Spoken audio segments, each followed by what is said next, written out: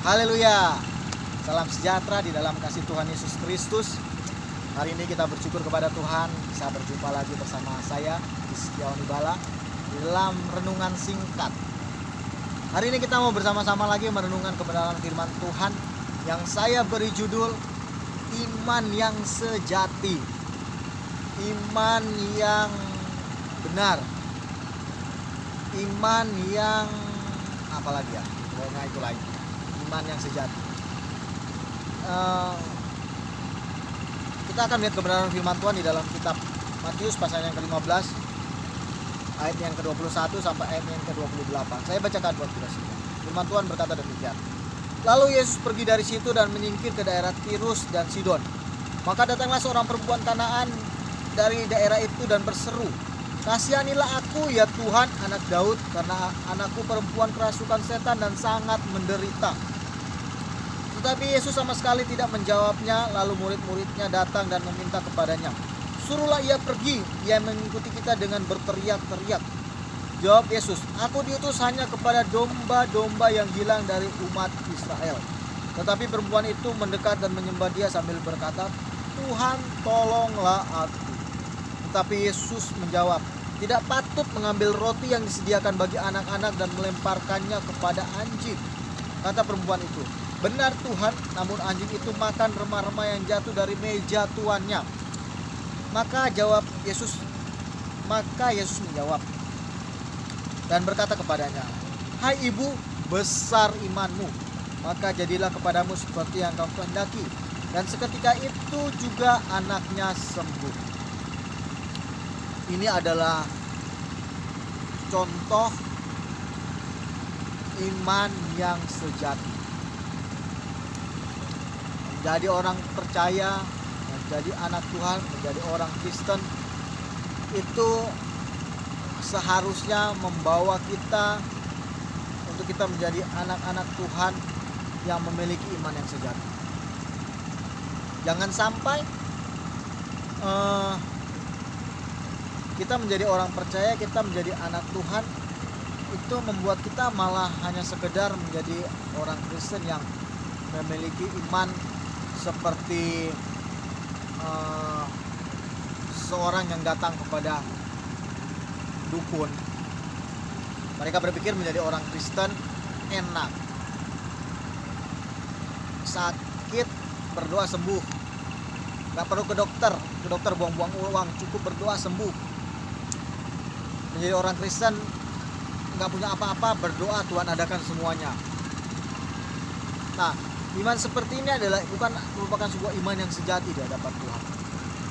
Iman yang sejati adalah iman yang membuat kita tetap percaya kepada Tuhan walaupun kita tidak mendapatkan apa-apa. Kalau di dalam kebenaran firman Tuhan ini, memang di dalam ayat yang terakhir di sana kita bisa melihat Tuhan menyatakan kuasa dan mujizatnya kepada perempuan Kanaan ini. Tetapi proses yang dilalui sampai perempuan Kanaan ini mendapatkan sebuah jawaban daripada Tuhan adalah sebuah proses yang sebenarnya sudah nyata-nyata ditolak oleh Tuhan. Firman Tuhan berkata demikian. Maka datanglah seorang perempuan Kanaan dari daerah itu dan berseru, "Kasihanilah aku ya Tuhan, anak Daud, karena anakku perempuan kerasukan setan dan sangat menderita." Perempuan Kanaan ini, dia tahu bahwa Tuhan Yesus itu adalah seorang pribadi yang berkuasa, yang mampu mengadakan sebuah mujizat, mampu menyembuhkan orang, mampu menghidupkan orang yang sudah mati. Perempuan Kanaan ini tahu Tuhan Yesus itu adalah orang yang luar biasa, dan dia tahu bahwa dia datang kepada orang yang tepat, datang kepada pribadi yang tepat. Tapi apa yang jawaban yang Tuhan Yesus berikan? Dikatakan seperti ini, ayat yang ke-23. Tetapi Yesus sama sekali tidak menjawabnya.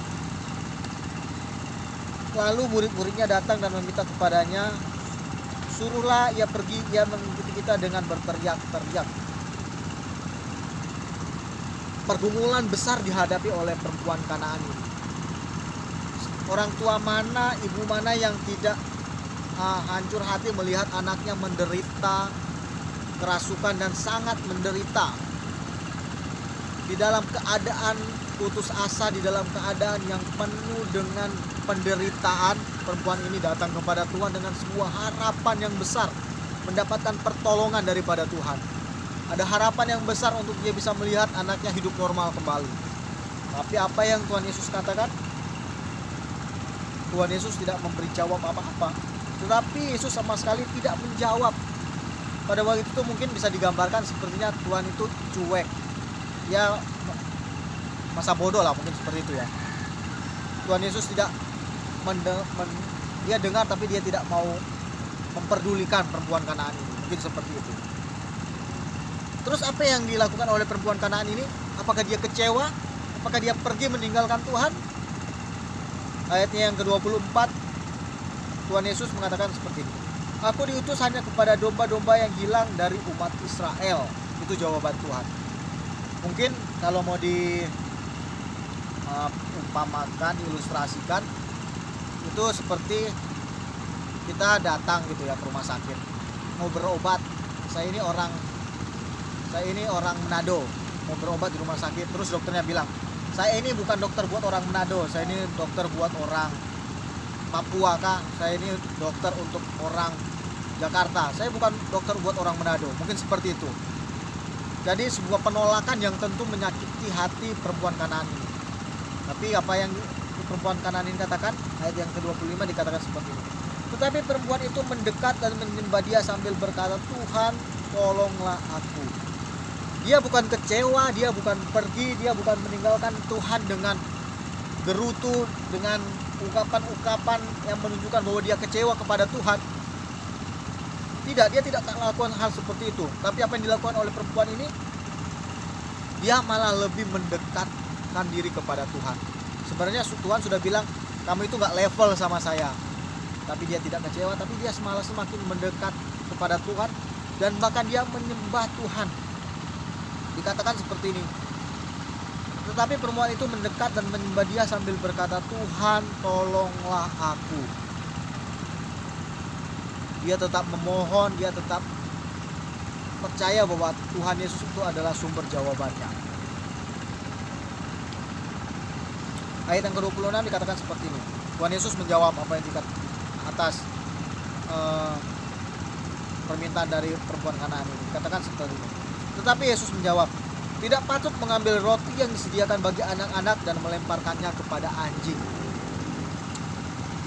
Pada waktu itu bukan hanya Tuhan Yesus menunjukkan bahwa dia bukanlah pribadi yang diutus untuk orang-orang Kanaan. Tapi Tuhan Yesus sepertinya malah menggambarkan bahwa wanita ini malah diumpamakan seperti derajatnya itu sama seperti anjing, mungkin seperti itu ya.